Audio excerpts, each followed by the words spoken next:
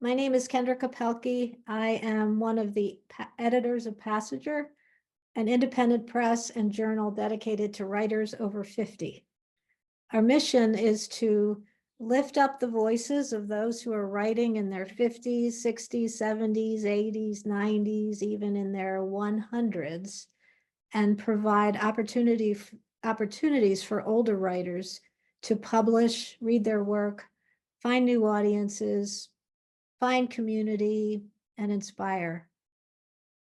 I also want to thank the Maryland State Arts Council, as well as the community of literary magazines and presses, and all of our individual donors.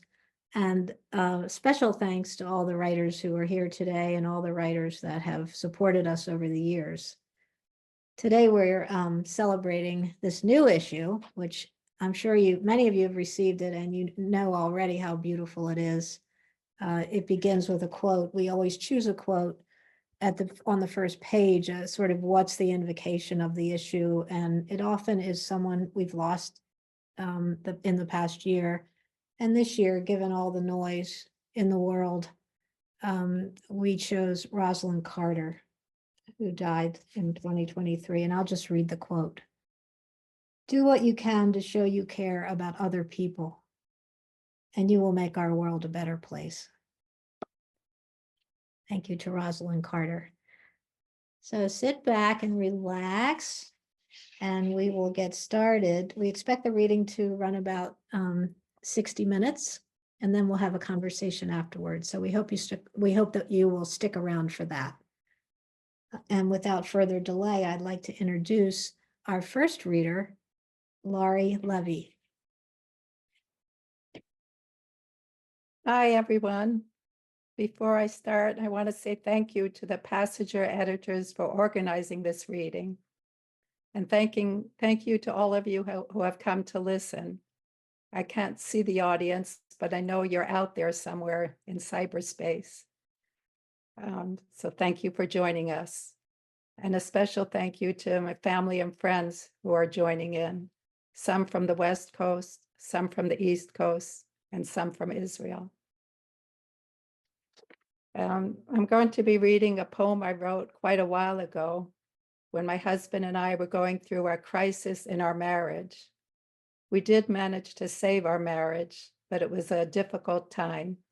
And during that time, I took a trip to Rhodes in Greece with my sister Katie.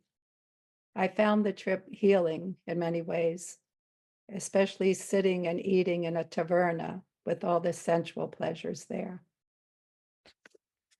My poem is called "All It Took Was a Flower in Rhodes." Who would have guessed that a pot of geraniums on a windowsill in Rhodes could do the trick? Red, of course, just a splash against the gray white of ancient stone walls.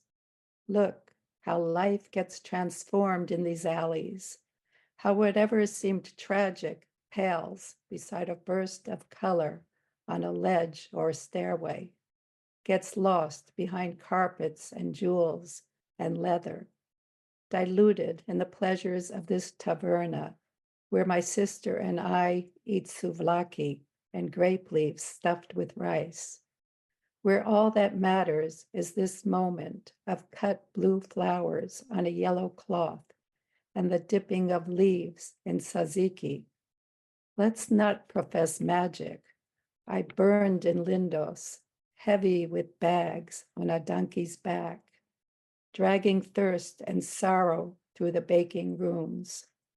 Let's just say that with yogurt cooling the tongue, garlic and cucumber adding their zest, and buzukis caressing, filling the void, it seemed silly to insist on the same old questions, silly to cry in the presence of geraniums. Thank you. And now I'm happy to introduce our next reader, Tim Gillespie. Thanks very much, Laurie, and good morning to all. It's still morning here in Oregon. Childhood holidays in my home were included this great collection of ancient relatives. At least they were ancient to me at the time, because of the graciousness of my mother, who wanted to fold in all the widows in our family. So my brother and I would be the only youngins at a table that included Grandma Hazel, Grandma Gertrude, Great Aunt Anna, Great Aunt Pauline, Great Aunt Elma, and Great Aunt Margaret, who was the most fascinating of all to me. Aunt Maggie, Great Aunt Maggie, was a little loopy but bright and sharp-tongued and a little scary and very funny and angry and sad, and I think provided a great lesson to me as a kid in the confounding complexity of humans, even those in our own family and those we love, and a good lesson from my mom in compassion and bringing all these essentially widows to our table. And I'd eavesdrop with my brother on the conversation. There was a lot of whispered talk about the sad backstory of Aunt Margaret. So I wanted to tell this story from my point of view as a 10-year-old. This is Great Aunt Maggie.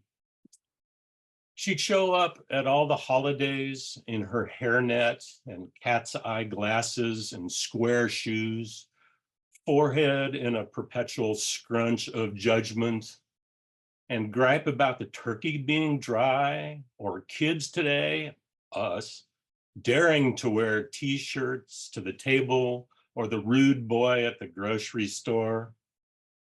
And I'd hear the whispered stories that she'd been left at the altar back in Omaha and had a breakdown that sent her for a spell to the sanitarium, whatever that was, but I figured it must have been sanitary enough for my fuss budget great aunt. And there was also the story that she'd been a telephone operator back in the day. And I tried to imagine daft, grumpy Margaret sitting at a vast switchboard with its octopus of wires, head set over her hairnet and mic at her mouth, forced to be friendly, madly plugging and unplugging. A rapid fire job for only the smartest of women who could get the right cord into the right socket every time. And I listened in at the party line, how hard it must have been to wait for the rude boy to show up, and how terrible to get the wrong plug in the wrong hole and get so disconnected. That was Aunt Maggie. It's my honor to introduce Ellie Anderson, our next reader from my next door state of Washington. Thank you, Tim. That was really nice. I liked your aunt. I'm reading an excerpt from a story called Waiting for the Light. This is Willie, working the night shift, driving a plow on Christmas Eve. Sometime after 4 a.m, he finished his second pass at the summit road, finding very little snow, just a clear, quiet night. He pulled into the parking lot at the lake near the summit to eat his lunch and watch the night become lighter. This lightening by degrees over the frozen lake fascinated him.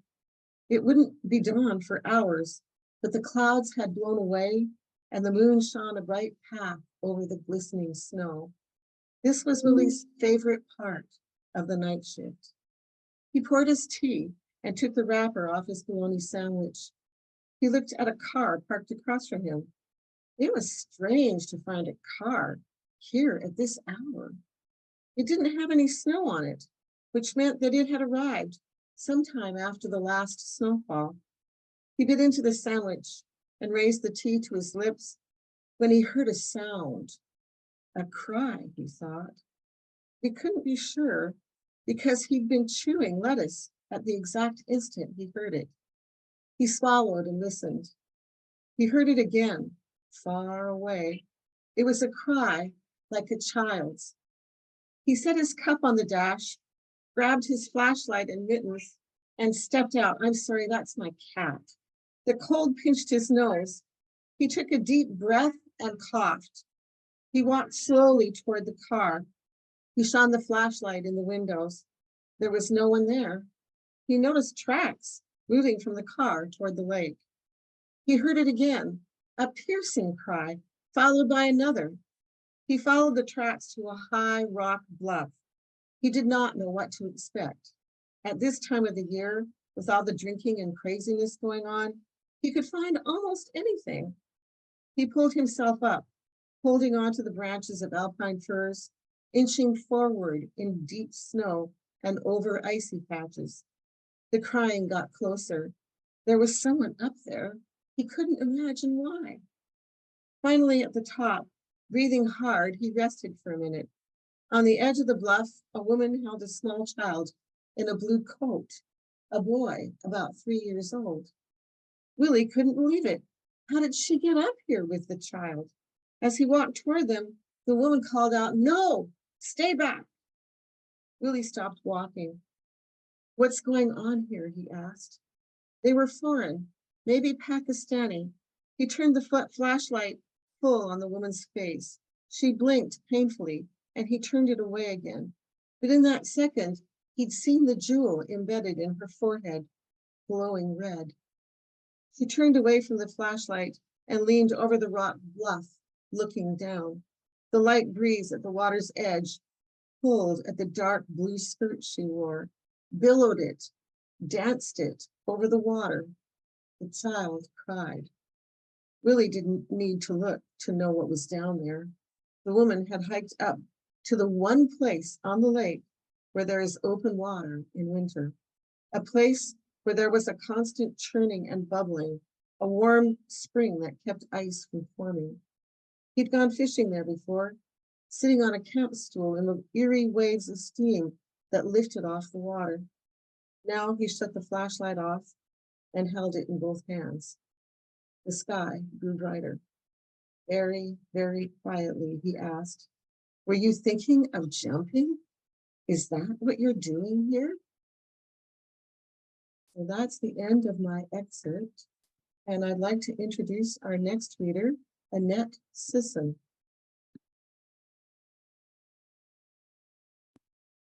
Hi, it's so nice to be with you today, and thank you to all the Passenger editors who arranged this.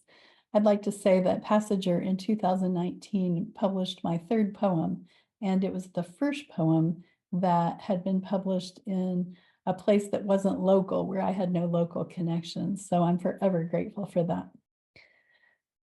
The immediate inspiration for my poem today, Threadbare, was the sound of a mourning dove cooing, a reminder of my youth when I thought the bird was called a mourning dove, as in M-O-R-N-I-N-G, because I often heard one cooing outside the open window of my bedroom as I awoke. Our life in a small town seemed idyllic, but even then I was dimly aware of adults talking about sons leaving for Vietnam and elderly neighbors who were sick. Still, I ignored the idea of loss until we moved and my mother was diagnosed with cancer. At that difficult time, I was startled to realize that grief had always been right outside my window, that the bird's name was M-O-U-R-I-N-I-N-G, dove.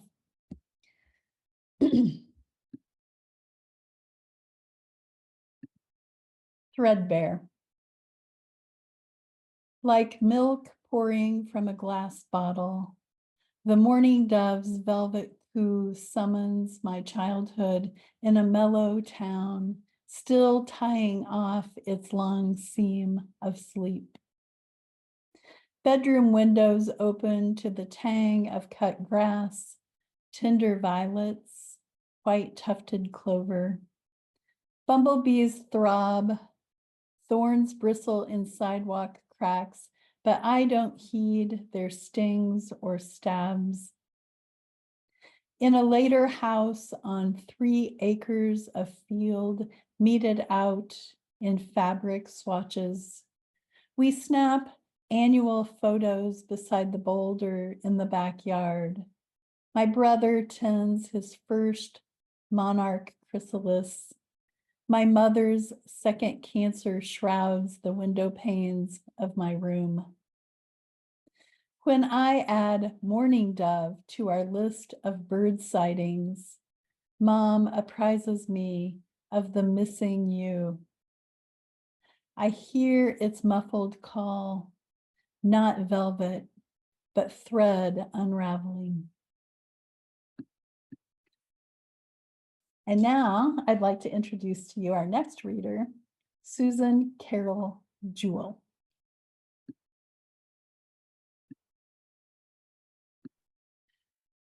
I want to thank Passager for this wonderful journal and for choosing my poem called A Bucket in the Woods. And if you're following along, it's on page 29. A Bucket in the Woods. My steely-eyed mother must have known I stole it from her garden shed. Yet she never said a word in all these years. It's still here, this watering pail, galvanized and glazed. My mother circles and fades in the rainwater. How she sparked a rage in her iron-willed daughter. My long hair flying wild as a hawk. Shoelaces tangled in bark and broken bits. Lungs howling like Ginsberg into the hollow of this baron's bucket. She has come here. I feel her in this hiding place, knowing that we leave a part of ourselves wherever we go, in every space we breathe into. The simple purpose is to carry whatever we can until we can't. I turn around, open my mother's metal urn, and release her to the sun. Thank you. The next reader is Denisha Naidoo, and she's going to read excerpts from her short story.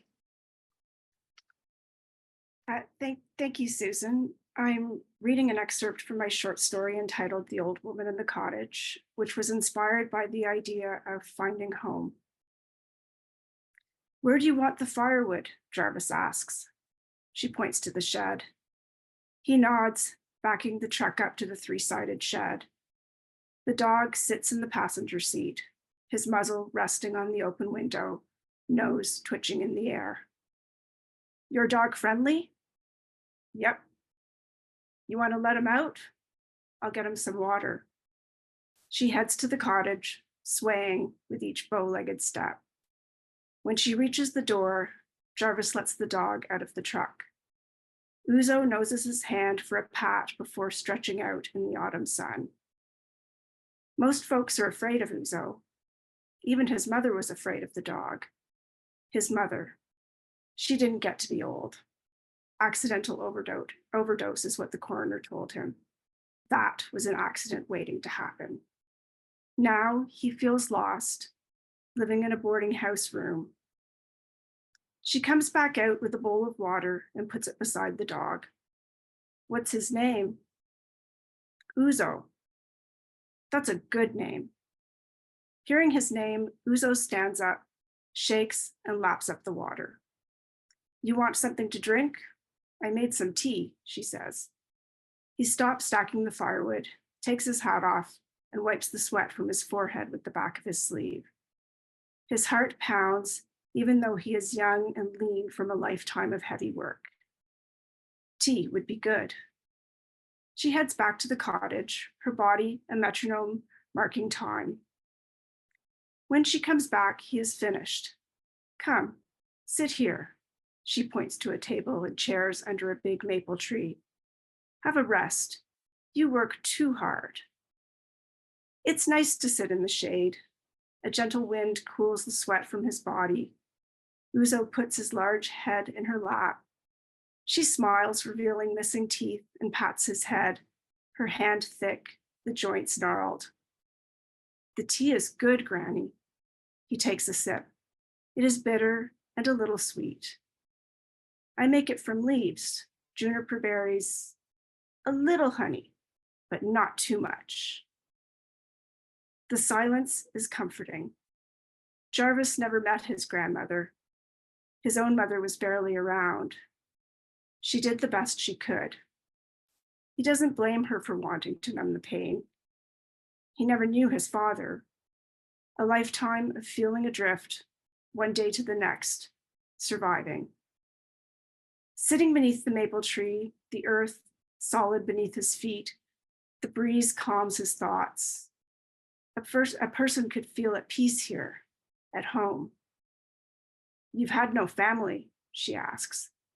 How did you know? She shrugs. I have had a mother. She died. He looks at the old lady, her face lined from age. She looks like she's barely there. He follows her gaze out to the river and the forest behind it. The soothing sound of water rushing over rocks, the rustle of wind in the leaves, now tinged with red, the smell of dry grass and earth.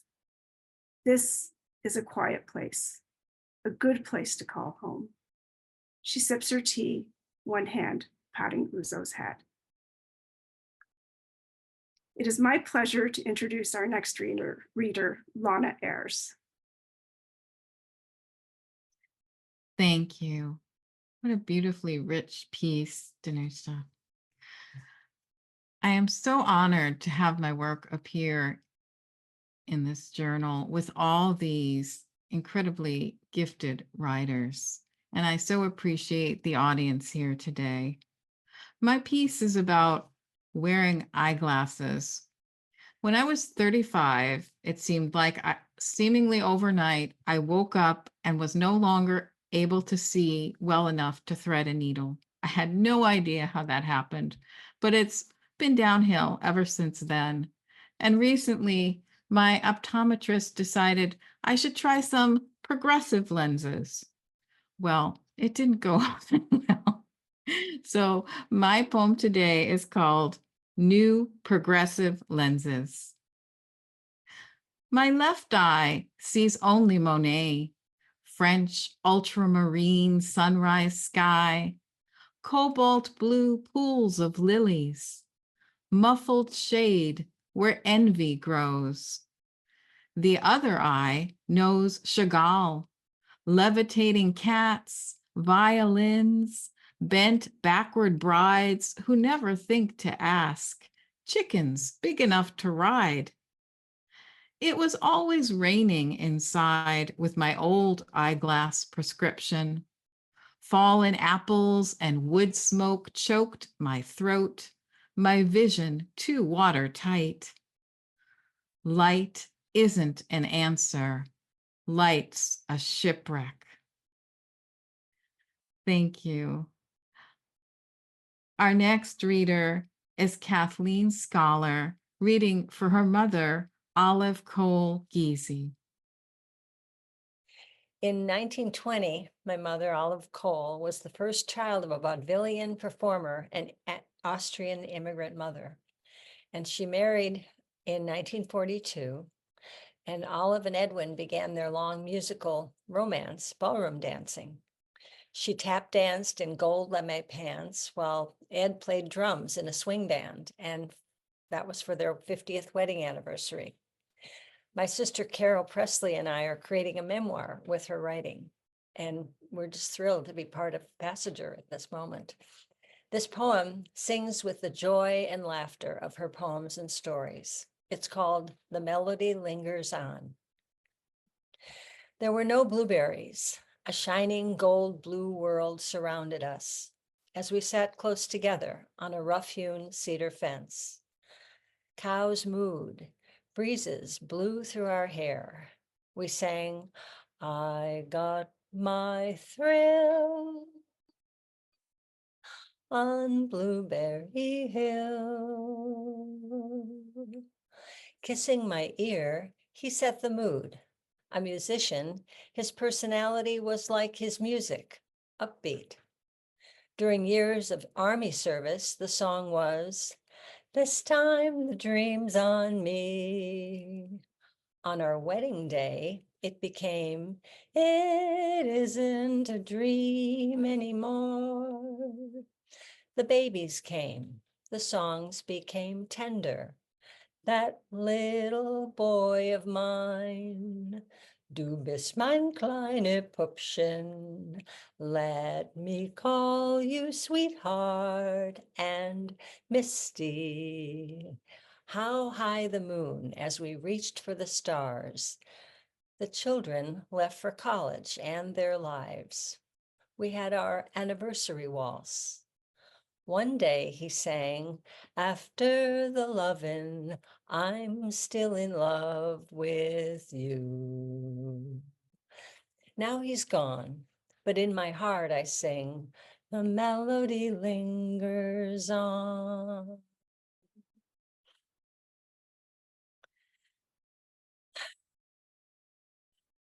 I'd like to introduce Diane Dunn. She's the cover artist for this issue. I'm not a poet at all, but I love working with poets. And the gallery that I'm a member of, some years back, used to have a biannual show that was called Poets and Painters, where the poets would come into the gallery, look at the paintings and choose one that they wanted to write a poem to go along with. And it was my favorite show of the year. I was just always amazed by the poems that were inspired by my artwork and by everybody else's artwork. It was really a lot of fun.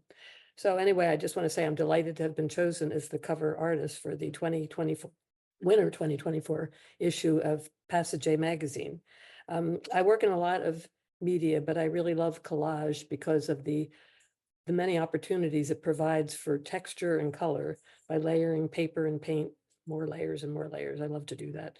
The cover collage for Passage is called Mountain Spirits. It was inspired by a trip to a friend's house in the Blue Ridge Mountains of North Carolina, where we went to visit for a week or so. During that time, I spent hours on the deck in the morning or at sunset, watching the light come and go and seeing the mist come in and out. And I imagined the many spirits that lived there, who were there to protect the beauty of the place. The next reader is Jim Tilley. Thank you. What a lovely way to spend a Sunday afternoon with fellow writers. I haven't done that in a while. It's great. Thank you, Passenger. I'll be reading my poem, Writing My Obituary, but first a few comments about the poem. As you age, you want to be sure your will is in order. Some of us also want to make sure that our obituaries read the way we might write them, leaving our survivors some latitude, of course, but making sure they avoid saying certain things. Those thoughts inspired this poem, a free verse sonnet. And let me say that my fourth book of poems, Ripples in the Fabric of the Universe, New and Selected Poems, will be released in mid-June by Red Hen Press. Writing my obituary.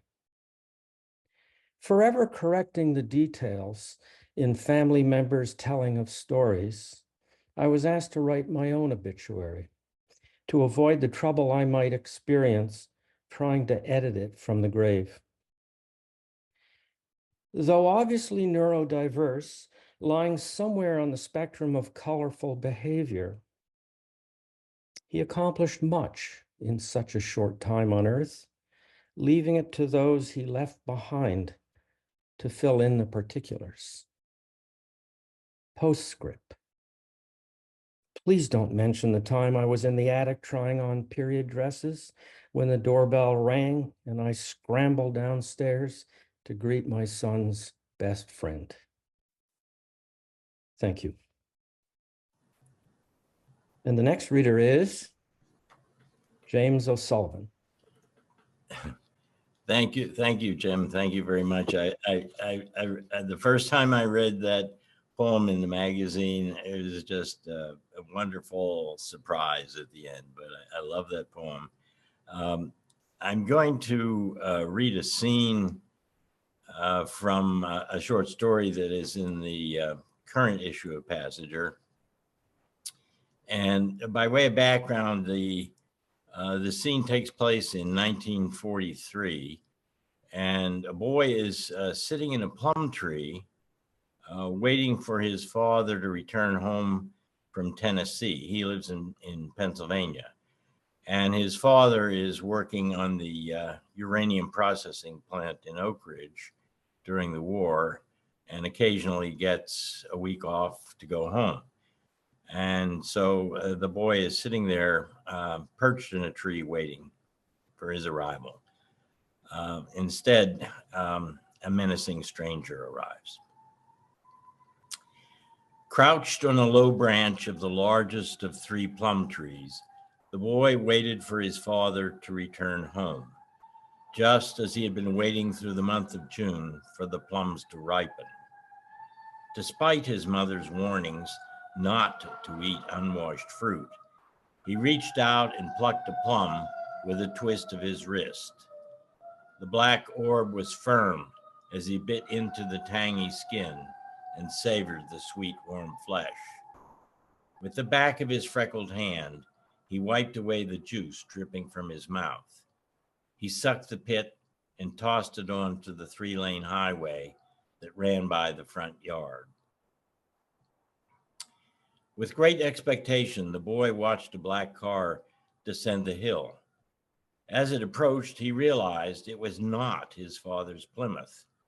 The car slowed as if to make the sharp turn from Route 51 onto Maxwell Drive. But the car braked hard, pulled off the road onto the gravel driveway in front of the boy's house. A large man got out of a 1943 Packard sedan with a license plate frame that said Pitt Panthers. Sweat stains darkened the man's white dress shirt, and his tie was pulled open at the throat. The man wiped sweat from his forehead with a handkerchief and scrutinized first the house and then the corner where the plum tree stood. He saw the boy, walked over, and stood at the base of the tree. "Your dad home?" he asked, looking up at the boy with rapacious eyes. "No," the boy said. "When will he be back?" he persisted. The man seemed like a giant bear poised to yank him from the tree. "Quiet little guy," the man said. "What's your name?" The boy pushed back again against the trunk, and the rough bark scraped his skin. "I need to talk to your father. When will he be home?" The man slapped his massive paw against the tree trunk within reach of the boy's ankle. The boy tried to climb higher, but the branches were too thin.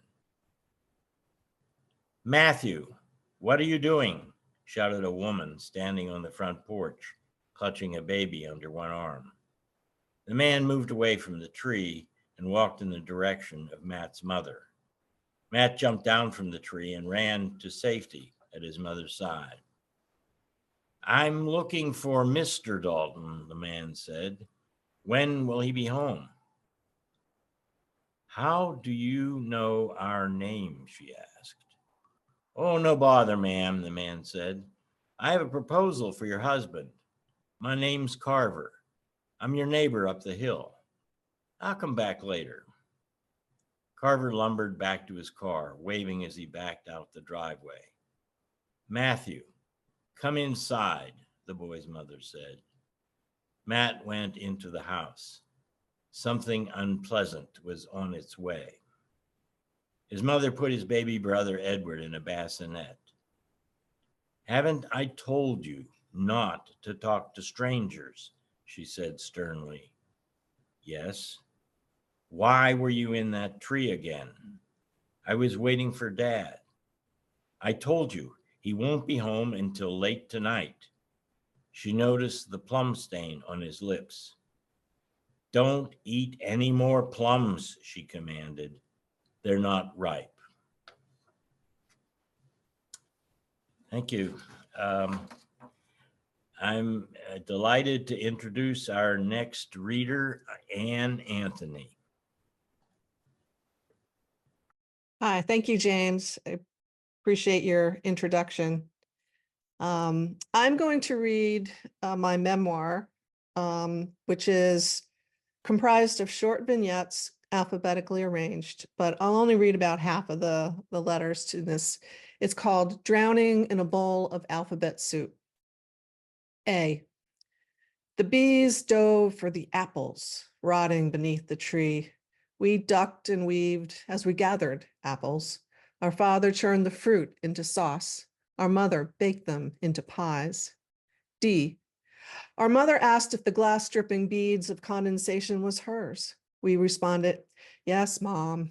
5 minutes later, our father repeated the same thing, then complained about her dementia as though she wasn't there. E. The ER doctor ordered an EKG for our father's long stressed heart, caring for his mother, then his father, the twice daily ritual of phone calls from his anxious baby sister, and fretted about his wife who wasn't the woman he married. G. The red metal dumpster extended across the driveway, holding our parents' lives as if garbage. I. An unexplained infection leveled our mother. The surgeon repaired the hole the other doctor poked into her colon. Oh, 1 in a 10,000 chance of an error. Our mother woke more confused than usual. J. In the basement, I pulled a jar of raspberry jam from the metal shelf bottled by our father 4 years before he died. I read the label, Father John's Jam, and smile. K. I wiped up the exploded can of fruit cocktail from inside our parents' kitchen cabinet. The expiration date on the label marked from 20 years before. The buildup of methane gas, like feelings, caused this eruption. P. Bright morning light blinded me when I crossed the bridge, headed to our mother's hospital room to speak to her doctors. I slipped into prayer, a practice discarded years before. Q. My grief slid like quicksand to dark places. S. In the silence of the house where I learned how to kiss, tucked in the corner of the kitchen, hidden by the open refrigerator door, the echo of our mother's voice returned from nowhere. Close the refrigerator door. I know you two are up to no good. W. A wicker wastebasket was the last thing carried from our childhood home.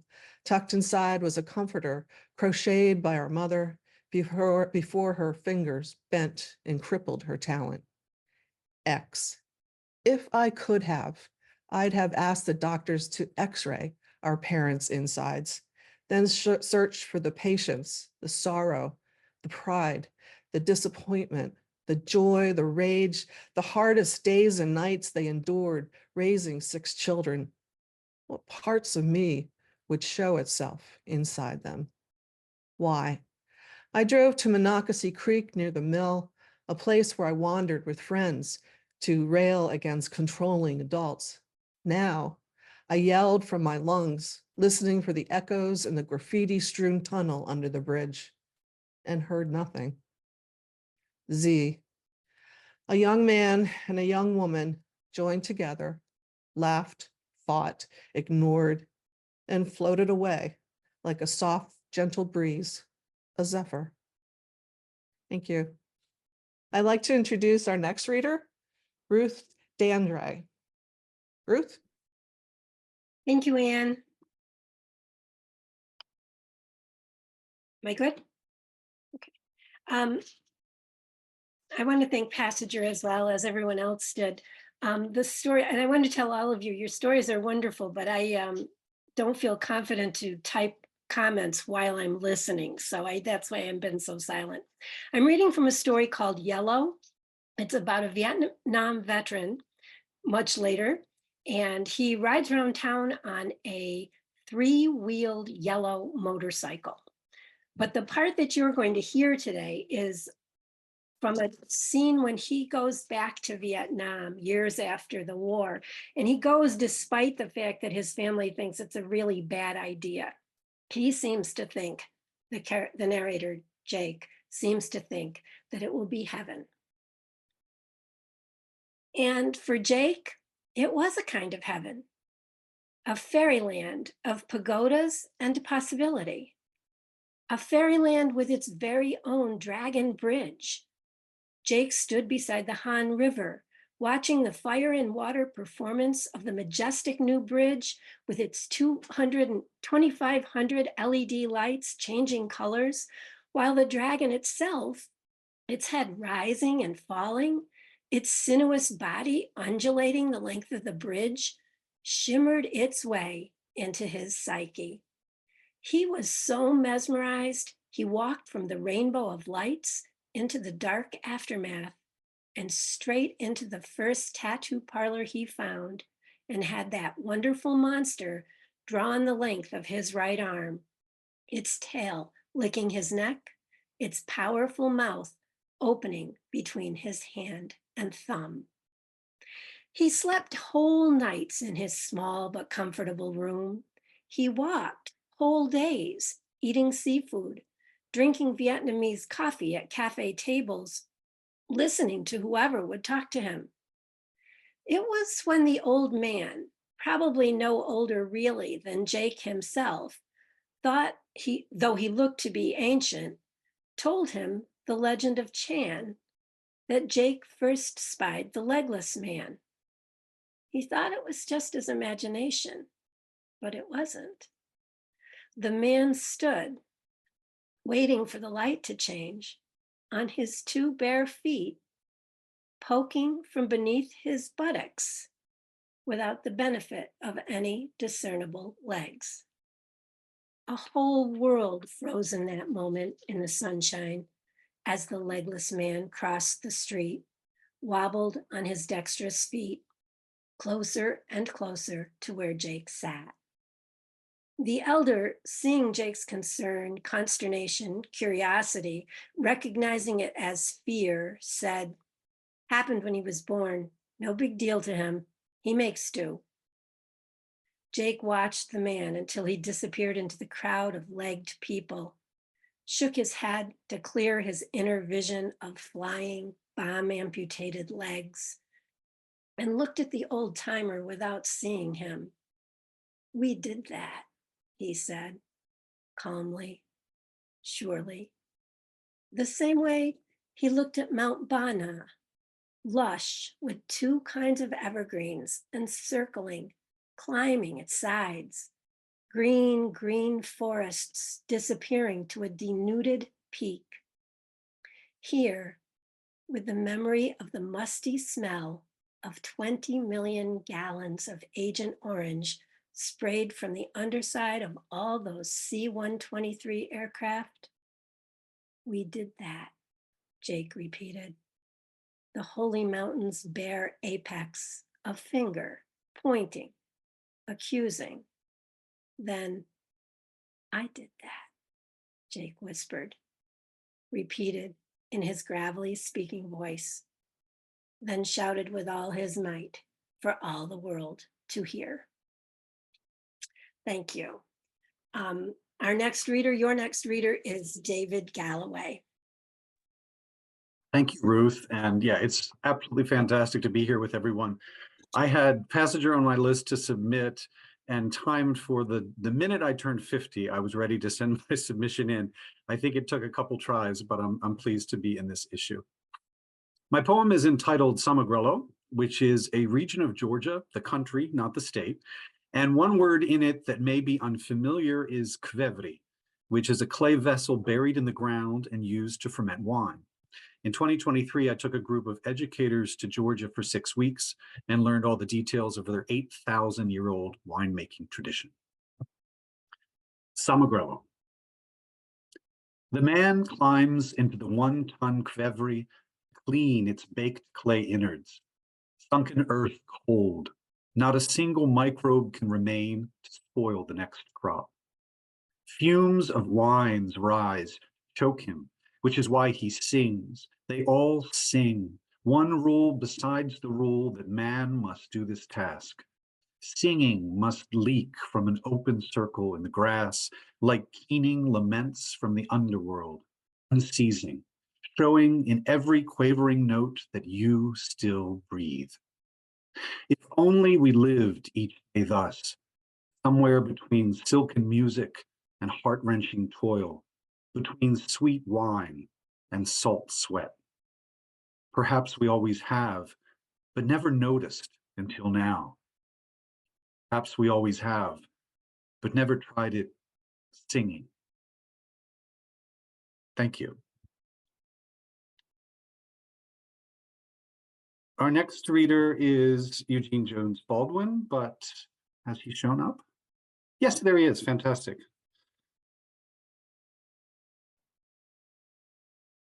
Thank you. That was beautiful.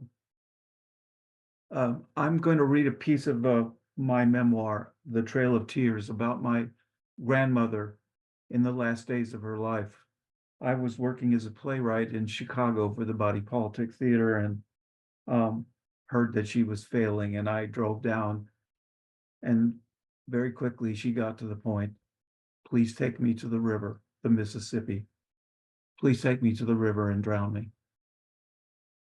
And it shook me to my core.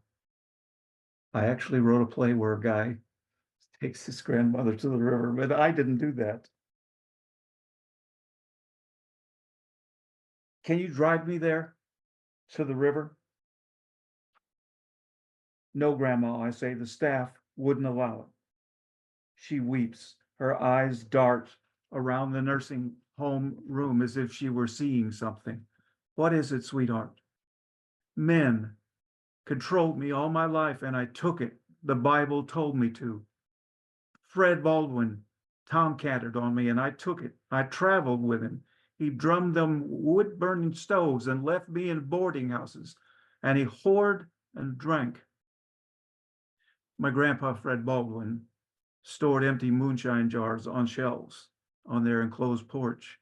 When he was broke and desperate for a drink, he'd shake drops of all the jars into one stiff jolt.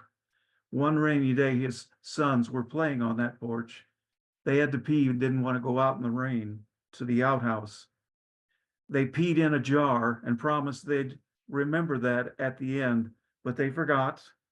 And Grandpa came home and staggered out to the porch and found a forgotten treasure, a third full jar of amber liquid. He drank it, gagged, and spat it out.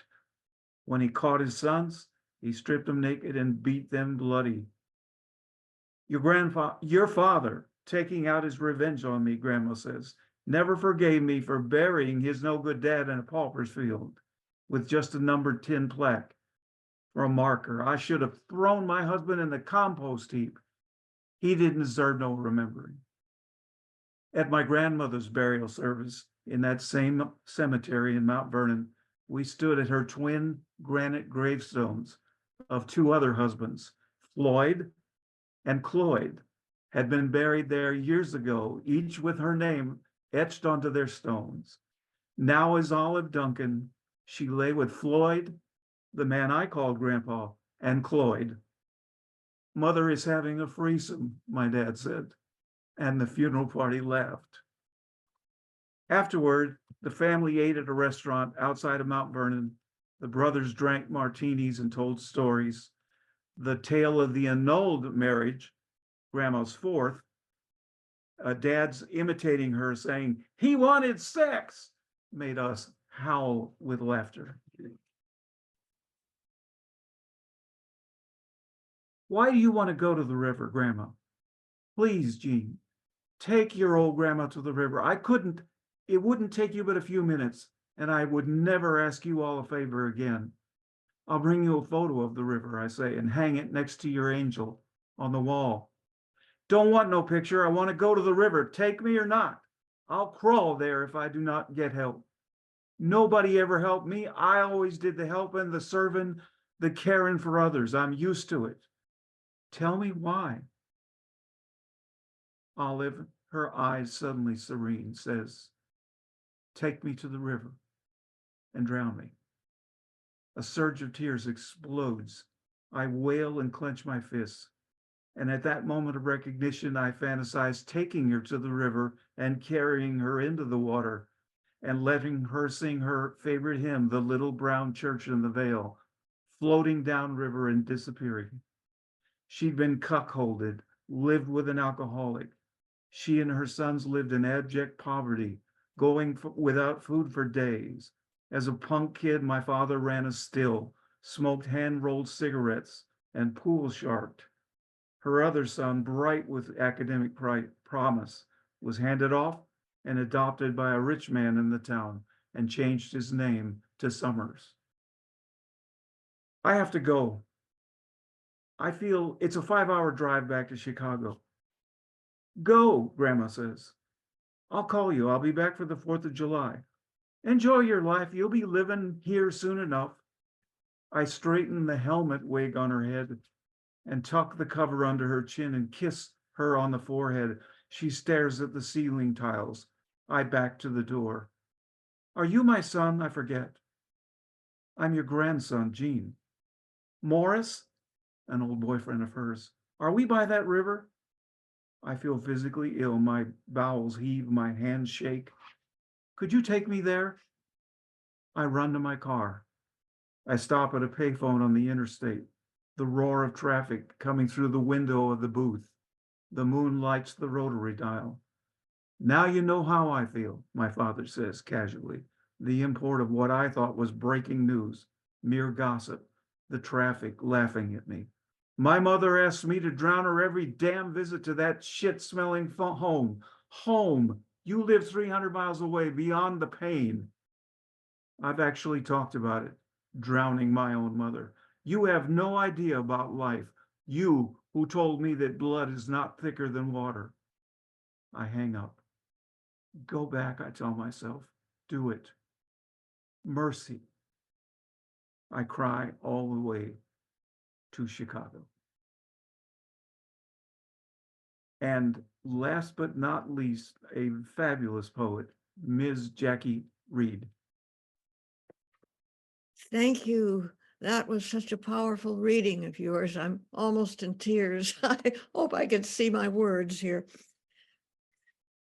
A little bit about me, in case you're interested.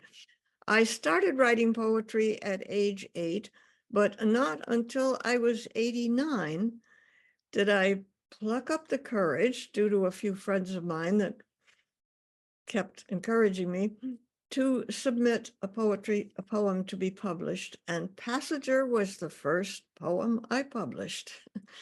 And since then, I was so proud to be, and so honored to be in that magazine, because I think the writers are all great.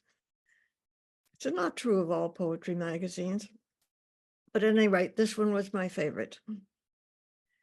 And I've written, thanks to their encouragement, in the last 5 years, I have managed to, I've now got 2 books out and 1 at the publisher. And this was all because of Passenger magazine that made me feel perhaps my poems would be of interest to other people as well. And this particular poem is based on, as part of a collection of poems I have written about the Wisconsin Nicolet National Forest in upper Wisconsin, northern Wisconsin, close to the border of Canada. It's about roughly 100,000 acres. And every year of my life, I have spent 2 to 3 months in the summer up there. And this is one of the poems I have written about it. It's called Rivers Are Forever. Down the river, the small boat putters ahead into yesterday. Half-submerged roots of ancient fallen trees make filigreed gates into the future. Water lilies spread out from the banks, leaving a narrow center pathway for slow-moving travelers heading from one part of the past to another. There is no now. It's all now. A log is lined with disinterested turtles. A pointed stick of driftwood sharply turns its head and flaps away without a sound. Heron. A stand of hemlock nods in recognition. For no reason, I hummed myself, Mary had a little lamb. It's grand to have no particular reason, no particular destination, just one splendid circle of primal being, following the current into forever. Thank you, Jaque. You got the last word in the reading, and you also got the last word in the journal. So beautiful. This is a beautiful reading. I'm sure everyone listening agrees with me. It was very honest and heartfelt. I always have a little trouble speaking right after the reading because I've been feeling so many things kind of rapidly and the kind of shifting, but it all creates this beautiful collage of who we are. And I speak for everybody, Passenger, to say thank you. Passenger, I think I just mispronounced it. Thank you so much for reading today, for preparing to read today. Thank you for finding us, Passenger, finding Passengers so that we had the chance to find you, a bigger audience, which is what we're all about, finding more opportunities for you. And a chance to really believe that the work that you're doing, people want to hear it. I think today shows us how important it is. I want to shift to Roseanne, who has put up some links, I think. Also, we have a first question from Darlene Elliott. Drowning in a bowl of alphabet soup is such an evocative title. How did Anne Anthony come up with it? Well, I was just answering that question for someone else. This actually came out of a writing prompt exercise. The instructor had us read The Son of Mr. Green Jeans, an essay on fatherhood, alphabetically arranged. And if you have not read that essay, please just Google Dinty Moore and The Son of Green Jeans and read what he wrote, because it was also structured as alphabetical. And he talked about it was an experience of him as a first-time father. So after reading that, I tried to think of, well, what can I talk about? And at the time, I was going through lots of transition with my parents, both moving into assisted living and then ultimately passing away. And that's what came out of it. Thank you for asking the question. I have a question. So once you have all the work accepted for the issue, how do you know what order to put it in? We don't. That's one of our favorite parts. Yeah, that's the fun part. I mean, that's the editorial. You know, we choose the work that you've written, and then our creative part. Would you agree with me, Mary? And Roseanne, that's a creative moment of how do we turn these various pieces into something bigger and something different because of what's next to what comes first, what comes last. Yeah. And well, we kind of pretend, which may or may not be true, that people read the journal in order. And so that kind of gives us a sense of where we want to start and how one thing might resonate with the next, and where we want to leave everyone. So it brings all the work alive to us in a different way, because we imagine people actually reading and enjoying. How do you decide who to put first and who to put We last? always spread it out on the big, when we first started doing this, we had a very big table. And we would spread it out, like setting a table, like trying to figure out where everybody was going to sit at dinner.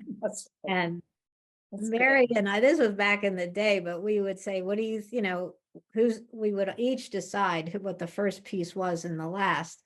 And oftentimes we agreed, surprisingly, but we've been, Mary and I at least have been working together for so long that we are probably two halves of one sensibility. And sometimes we would think, oh, this would be good at the beginning, but then we would think, no, this would be good at the end.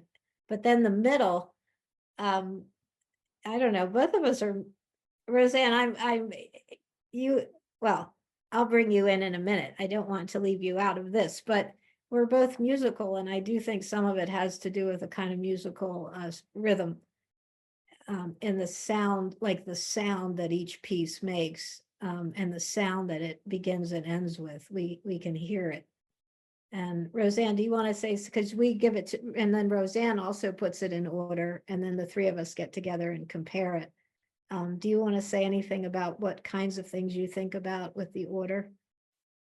Well, I was looking at, of course, this issue and seeing that the first poem was Lori Levy's All It Took Was a Flower and Roads, Jaque Reed's Rivers Are Forever Ending. And those felt like beginnings and endings. And there was, I don't know, something natural that sort of happens, a hopeful beginning, a very wise ending.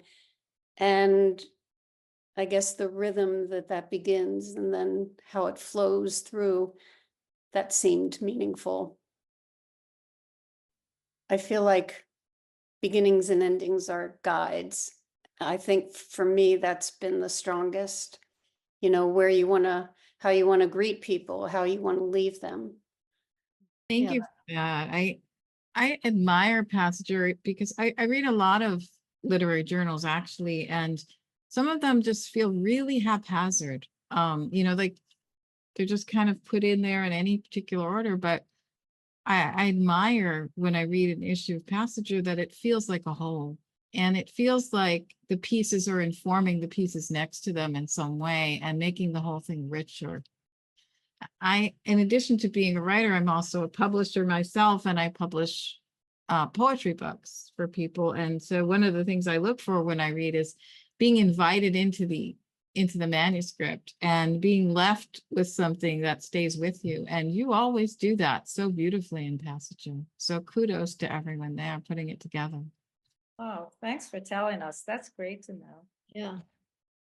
Yeah, we do think of it as a book, as our own book. The way you put together your own manuscript of poems or prose, stories, memoir. I'm going to interrupt while we're bouncing around among speakers. And there's a couple questions I don't want to get overlooked in the chat. First is from Diane. How do you know when an idea or feeling will morph into a poem? Do you mull it over for a long time, or does it just spill out? I guess this is different for each writer. Anyone's welcome to answer.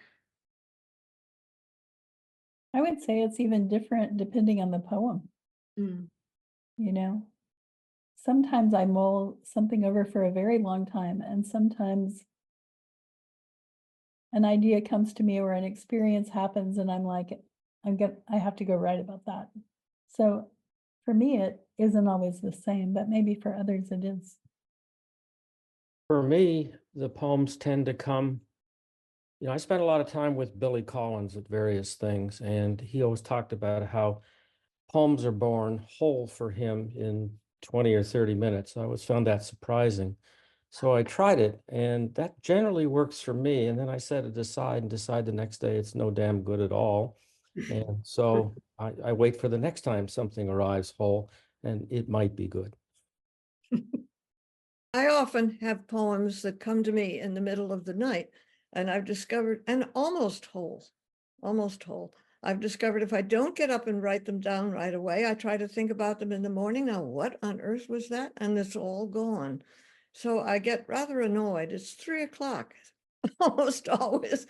I get rather annoyed. Oh no, not again. I know I keep a pad of paper by my bed. And I'm a little annoyed to be woken up like that because I seldom can go back to sleep. But that's one form that it happens to me, as if I had dreamed it. And A dream woke me up.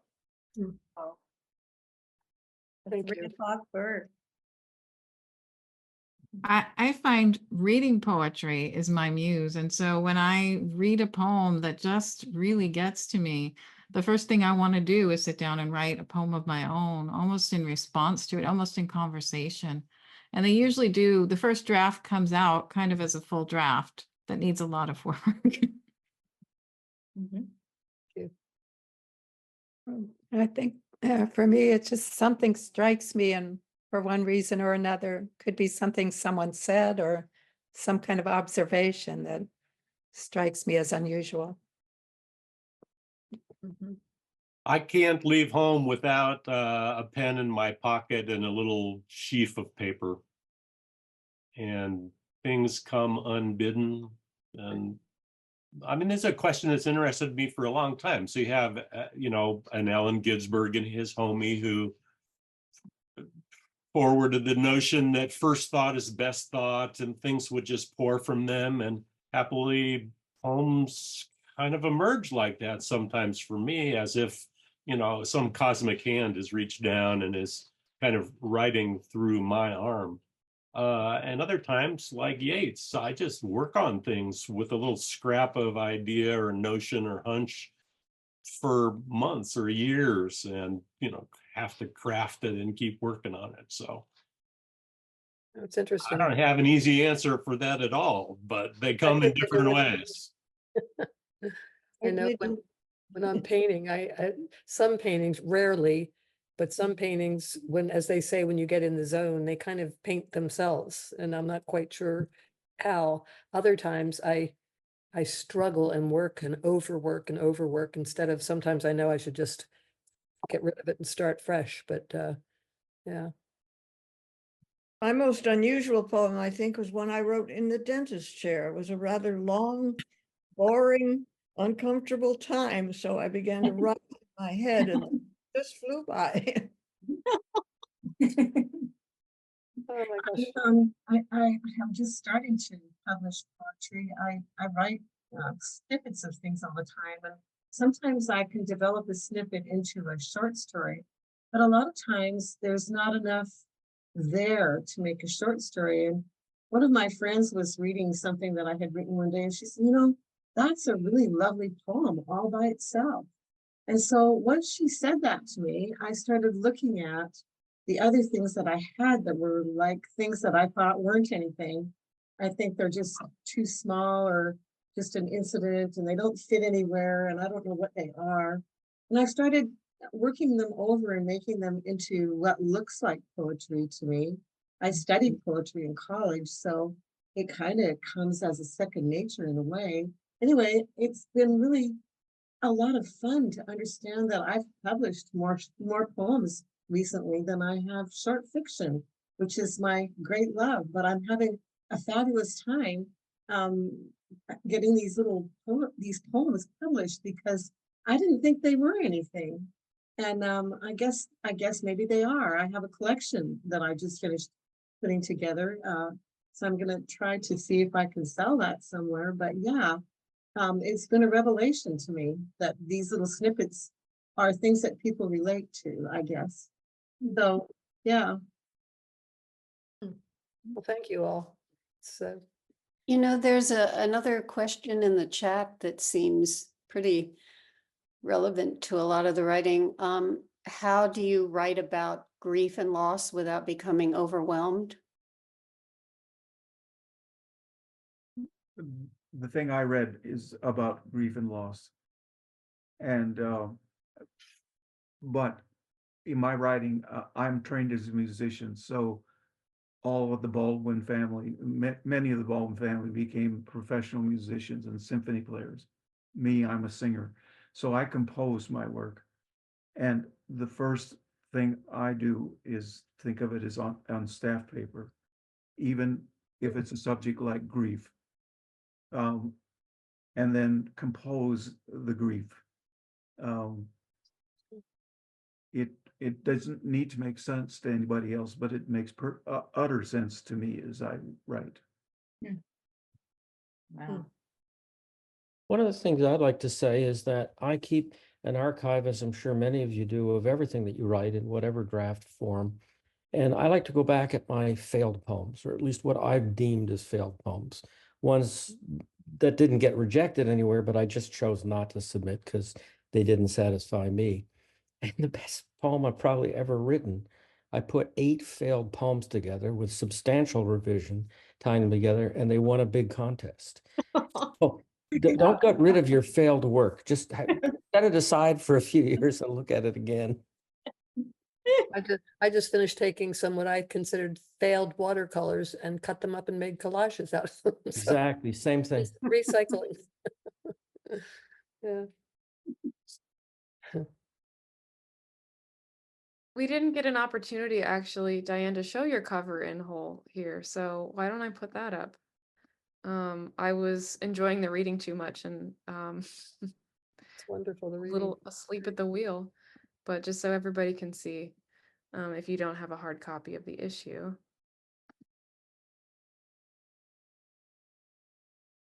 I would just like to say something about the cover. And I wrote this to the editors upon acceptance or upon receiving the journal in the mail. My sister was in the hospital at the time, so things were like kind of crazy. And I just opened it. I thought, oh, okay, I must have ordered a literary journal. This is really so beautiful. And it has this really beautiful texture to it. It's really soft. It's like something you'd want to wear. So I start reading through it, and all of a sudden I see my memoir. I'm like, oh, yeah. It was almost like, no, this is too good for me to be in it. It was so polished and so lovely and so gorgeous. And I just wanted to say that you chose the right cover, and it does read like a book. And I'm really happy and proud to be part of this journal. So thank you. Wow, that's great. And I love, we could read the quote in the back. I don't know if those of you that have not gotten the issue, we used a quote in the back from our intern last fall, who was in her 20s. And she really wanted to work with Passenger because she so missed the voices, the wisdom of her elders. She felt sort of bereft in her. She could feel the loss in her. And she so wanted to work with older writers, and the opportunity to work with older artists was so appealing to her. So she says, too often we've accepted the lie that youth is everything, when in reality it is just the beginning of a longer and much more colorful story.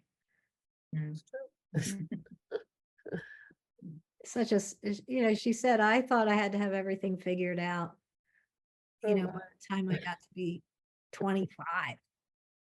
I'm still working on it. Right. You think about your notions of what you thought was true and what you experienced, and what a difference that is. Yep. Well, any last questions or comments? I have a question. I wonder how many of us repressed the desire to write for a long period of our lives while we raised families and did professional things, and then gave ourselves permission later, because that's certainly my story. I only really started taking this seriously in 2018 when I finally said to my husband, I'm done repressing this. I have to do something. So I feel like that's probably common, but maybe some of you just wrote all the way through. I don't know. No, I'll just say, I don't think I repressed it, but I did write in a vacuum. I was embarrassed to show anyone for a really long time, afraid they'd say how awful it was. Yeah, I started a career writing short fiction, and then got sidetracked. Life just took over and I couldn't manage everything I was doing. So I had to quit doing it. I didn't have the energy for it. I couldn't manage the job that I had, and a single mother with kids and all the stuff that I had to do to make sure that they were taken care of and everything was done. And so, yeah, I gave up. And so those were that's the patch of time that I wrote little snippets here and there that I felt weren't anything and didn't amount to anything. And yeah, now I'm looking at them again, thinking, you know what?